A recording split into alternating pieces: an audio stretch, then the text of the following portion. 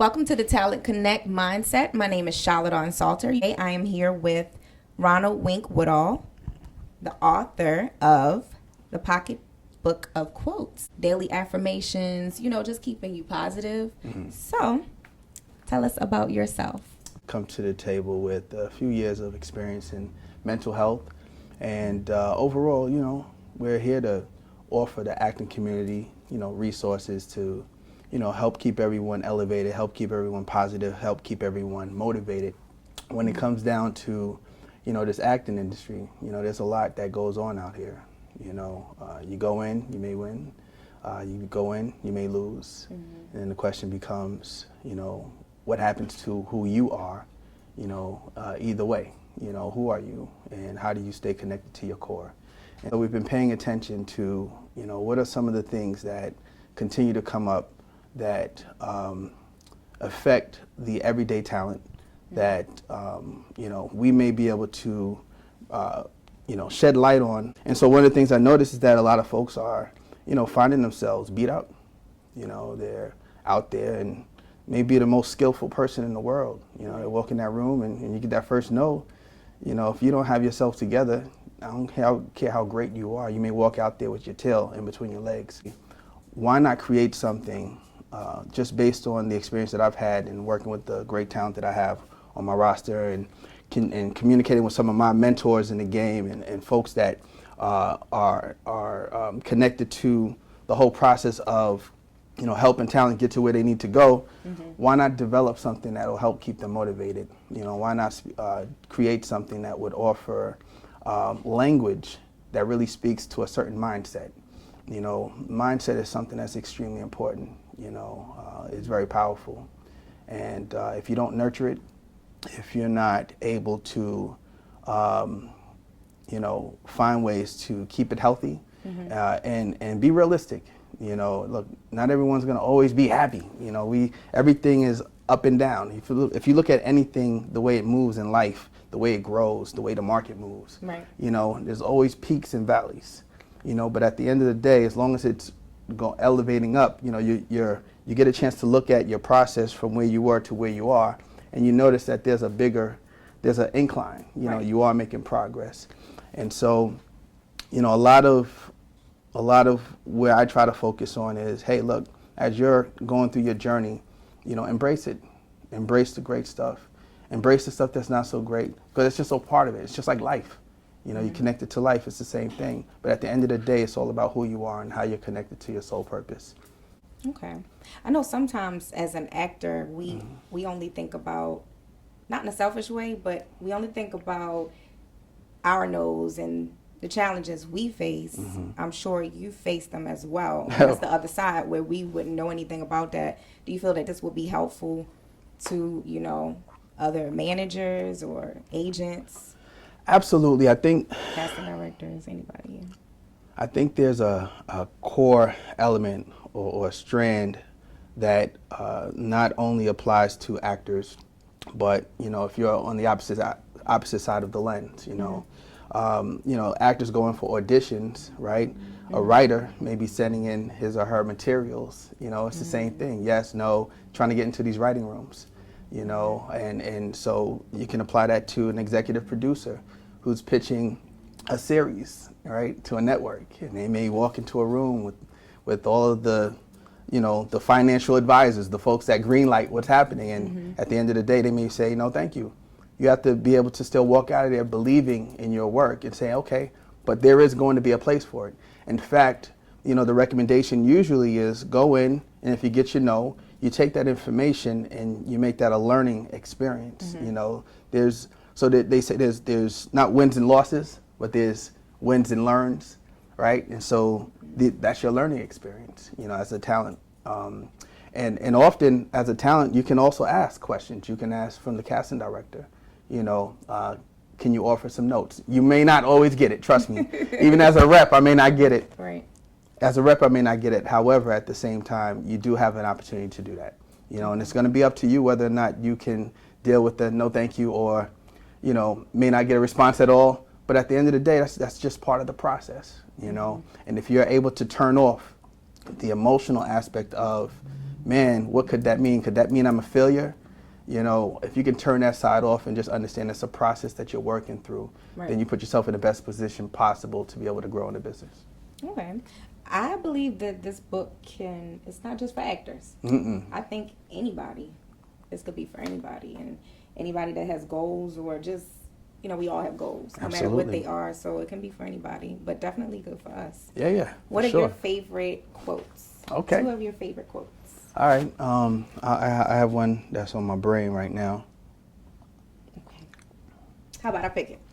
You want to pick? I'll pick. Okay, go ahead. So, acknowledge the joy, acknowledge the pain, but never let either settle in. What does that mean to you? Absolutely. Whew. Again, it's all about staying connected to who you are as the person, who you are as the human being, right? An actor is a role that, you take on, a father is a role that you take on, whatever it is that you're doing in life, those are different roles. But as a human being, you actually have a purpose, and so you want to make sure that you're always aligned with your purpose. And so whether or not you win or lose or, like I said, get on to one of your favorite shows that you have been trying to go for forever, or you went out for your favorite show and you didn't make it. Either way, you still have to stay connected to who you are. There are a lot of folks that, change their craft. They walk in, they realize, hey, I didn't get this. Maybe I need to shift what I'm doing. Maybe not. Maybe just keep doing it, and maybe it just didn't resonate in that particular room. We're basically saying, hey, acknowledge it, be happy, when you get your win. But at the end of the day, that's what it is. Be happy about it, celebrate it, put it up. Okay, same thing with a loss. You go into a room, you get hit with it. Oh man, Twinkie Bird didn't give me that job I really wanted. I'm not too happy about it. It's okay. Acknowledge that, get your notes, and then put it on the shelf. Move back on, get back on track, and keep doing it again. And that's really the essence of that quote. So the peaks and the valleys. Absolutely. The highs and the lows. Mm-hmm. So let's pick another one. Be so intrigued about what can happen that you could care less about what cannot happen. Absolutely. We pick and choose what we decide to put in our temple, and if you want to fulfill your energy with negativity, then that's what's going to be there, that's what's going to show, right? And then, what you're doing though is you're blocking out the space for anything else, any other kind of energy to come in. And so if you are able to fulfill yourself or glorify in those spaces that you're winning, identify those things that are amazing about you, constantly pushing positive energy, what you're doing is you don't have time to focus on the negative stuff. And the more and more you focus on your positivity, the less time you have to think about the negative stuff that's coming in or that's coming at you, and so I appreciate that quote because it's the reality. Everything is like a bucket. You want to put, you want to fill it with a whole bunch of water, or you want to fill it with a whole bunch of a different type of solution. It's really up to you, but you have to decide that. And so I always say, be so intrigued about, be intrigued about what it is that you are putting into your cup, because that's the thing that's going to shine your light, and that's what's going to show who you are inside. Okay. Is there going to be a volume 2? Ha! We could talk about it. Let me say this though. I think if I had an opportunity to do it again, I would want to probably bring some other perspectives in as well. What I enjoyed about this is that I had an opportunity to find a space or a platform to kind of lay out all of my answers or my perspectives when it comes to talent management, so that others can, receive that information. But I honestly think that there are a lot of other folks that I refer to and communicate with that can also offer some really great stuff. So I think an assortment of, a few representatives, talent managers, agents, whatever it may be, I think that would be a good idea. So thanks for bringing that up. I'll probably jump onto the drawing board and get that thing marked up. Thank you. This book is literally the thing that can continue to help you move through whatever kind of process that you have going on, whether it be acting, whether it be interviewing for jobs, whether it be anything that you are attempting to get out in front of and win. This book really offers that perspective. It's really about thinking outside of the box. There are no real rules, in this game, to be honest with you. And that's the thing. We all are creatures of habit. We seek structure. And so the structure is helpful. But often enough, when you're talking to somebody who really made something, who really did something amazing, a lot of times when they're sitting on that couch and they're talking about what they did, you always hear about how they did something different that made the difference. So structure is great. Finding the rules is, that's helpful, but you have to learn how to use discretion at times. That's going to help you, either stand out or do something a little different than others would be able to do. Okay. Anything coming up that you would like to speak about, or? Yeah. That's a blessing. It's interesting. As a black man growing up in this world, you just, I guess, people in general, but I'm really speaking from my personal experience. I never really imagined being in this kind of a space. Growing up in the inner city, Queens, New York. While my mom did force me to do some other, she actually, which was great. She, forced me into the arts. That's where I learned acting. Actually did pretty well, but that's the only time I do well. As a kid, the only thing you really need, to be honest with you, is the ability to take direction, have confidence, and those are two of the major things. Be cute, of course, and have some talent, of course. Right. But the training aspect, that part, you're not really expected to have that down yet. And so I was able to win in that space. And I remember kind of leaving that space and but I kind of cowered to the peer pressure of my fellas in the hood. Let's play ball, let's play football, basketball, and which I enjoyed and did okay. But this love that is still a common thread in my life of performing. For me, I ended up venturing back to it, but it was at a much later time in my life when you were expected to have the skills, take a few classes, and I felt it, I gave it my shot though.